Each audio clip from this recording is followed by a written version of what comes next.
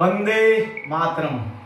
जो बोले सो निहाल। सत श्री अकाल, सत श्री अकाल। बच्चों राम राम। आज हम आपको बलिदानी कुएं की कहानी सुनाने वाले हैं। हाँ, वही जिसको जलियांवाला बाग कहते हैं। आओ बच्चों तुम्हें दिखाएं झांकी हिंदुस्तान की, इस मिट्टी को तिलक करो, यह धरती है बलिदान की। हाँ, भारत कभी सोने की चिड़िया था, कभी हम विश्वगुरु थे, लेकिन जानते हो काल क्रमेण अपनी गलतियों के कारण, आपसी फूट के कारण हम गुलाम भी हुए। और 18वीं 19वीं सदी में यहां अंग्रेजों का शासन था। अंग्रेज लोग वहां से आकर के हमारे ऊपर शासन करते थे, हमारे ऊपर अत्याचार करते थे। और जानते हो हमने इनकी गुलामी कभी नहीं स्वीकार किया। 1857 के पहले भी हम लोग इनसे लड़ते रहे और 1857 में संगठित रूप से पहला स्वाधीनता का संग्राम हमने शुरू किया। और यह जो गाथा है, यह 1919 में बैसाखी के दिन एक बड़ा सा कांड हुआ, जिसको आज भी हम जलियांवाला बाग के नाम से जानते हैं, जिसकी 100वीं वर्षगांठ है। 100 वर्ष इसके पूरे हुए हैं। इस नाते से इस बलिदान को कोटिशः नमन है और आपको जानना चाहिए। देखो क्या हुआ था कि विश्व में प्रथम विश्व युद्ध हुआ था। हमारे देश के तमाम जवान गए थे अंग्रेजों के साथ लड़ने के लिए और प्राणघातकता के साथ लड़े। फिर भी उन्होंने हमको दिया क्या? तो आप समझो एक रोलेट एक्ट ले आए। इस एक्ट के द्वारा हमारी स्वतंत्रता छीनी जाने वाली थी, हमको बिना बताए गिरफ्तार किया जाने वाला था, हमारे साथ अत्याचार होने वाला था, जिसका देश भर में बहुत विरोध हुआ और गांधी जी ने भी विरोध किया था। और इसका लोगों को लगा कि ये कैसे होगा।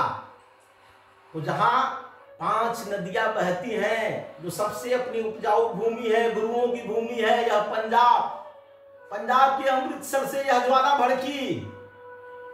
और 9 अप्रैल के दिन वहां पर रामनवमी के दिन हिंदू मुस्लिम सबने मिलकर के रामनवमी का त्योहार मनाया, जुलूस निकाला और इसमें रोलेट एक्ट का विरोध किया गया।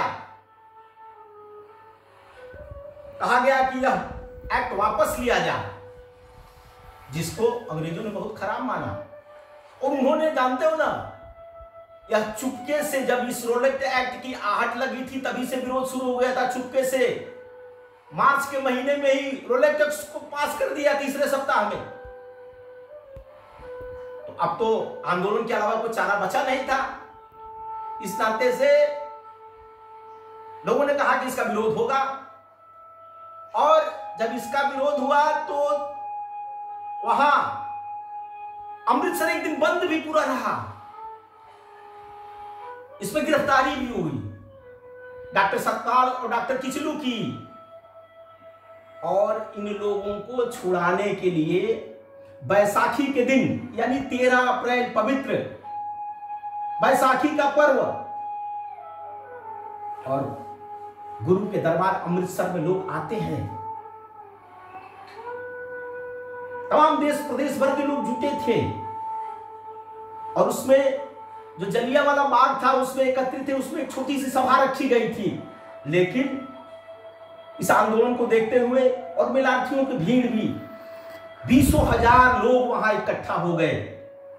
और यह बात जनरल डायर को बहुत खराब लगी, क्योंकि उसने कहा था कि कोई सभा नहीं होगी, रोलेट एक्ट नहीं हटेगा। तो लोगों ने कहा कि नहीं, हटाना पड़ेगा।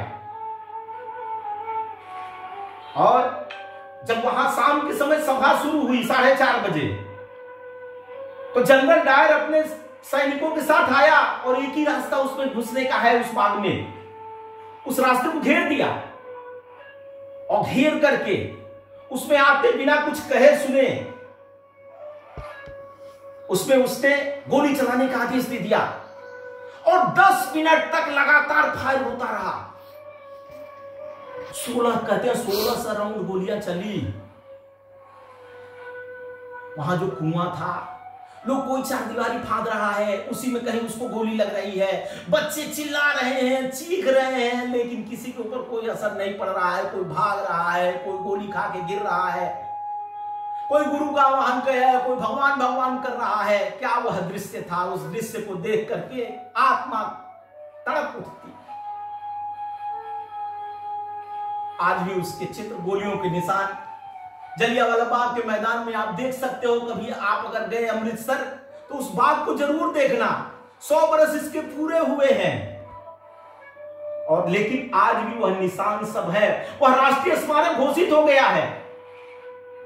हम जाते हैं नमन करने के लिए, लेकिन जानना यह जरूरी है कि यह जलियांवाला बाग में कैसे बलिदान हुआ था। हमारे देश के लोगों ने कैसे इस देश को आजाद कराने के लिए अपने प्राणों की आहुति दी।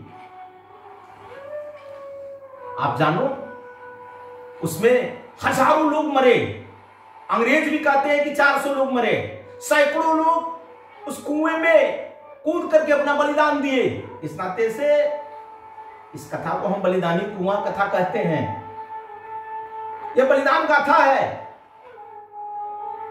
विश्व में स्वतंत्रता के लिए एक साथ इतने लोगों ने अपने प्राणों की आहुति पहली बार दिया था। और आज भी अगर क्रूरता की कई बात होती है तो जनरल डायर का नाम आता है और जलियांवाला बाग का नाम आता है। यह आपको जानना चाहिए, क्योंकि हम लोगों ने इस देश की आजादी के लिए कितना बलिदान दिया है। आज 100 वर्ष पूर्व में बड़े बड़े आयोजन होने वाले थे, लेकिन कोरोना के कारण से, वैश्विक आपदा के कारण से नहीं हो रहा है। फिर भी हम अपने बलिदानियों को याद कर रहे हैं, उनको नमन कर रहे हैं। आप भी प्रणाम करो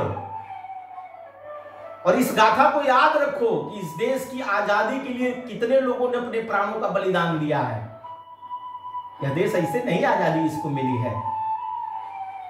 इस नाते से बच्चों को हम इस सब गाथा अगर नहीं जानेंगे तो हम आगे बढ़ नहीं सकते हैं। अपने पूर्वजों का बलिदान भूलना नहीं चाहिए। कहते हैं ना कि जिसने दिया देश को जीवन, देश तुम्हें क्या देगा, अपनी तेज तेज करने को नाम तुम्हारा लेगा। यानी हम इन बलिदानियों को क्या दे सकते हैं? सम्मान दे सकते हैं। और जो अपने पूर्वजों को सम्मान देता है उसको सम्मान मिलता है। हम भारत को पुनः विश्व गुरु बनाने वाले हैं, इसके लिए अपनी प्रतिभा क्षमता लगा रहे हैं। इस नाते से इस गाथा को याद रखना चाहिए।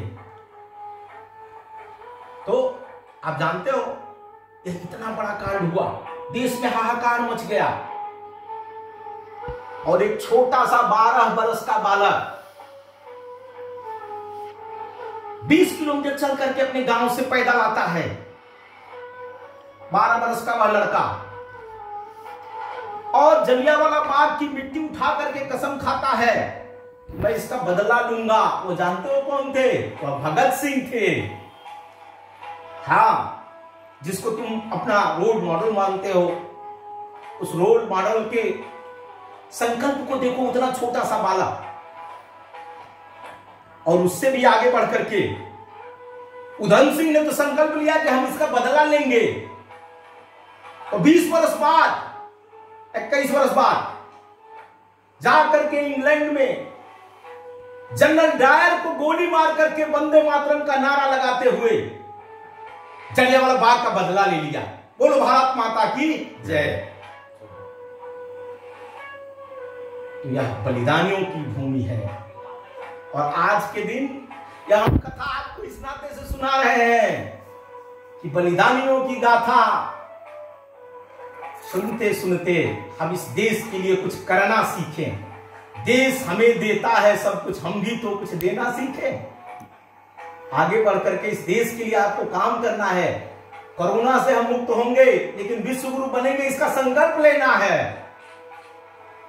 और आज बैसाखी का पर्व है, आपको ढेर सारी शुभकामनाएं।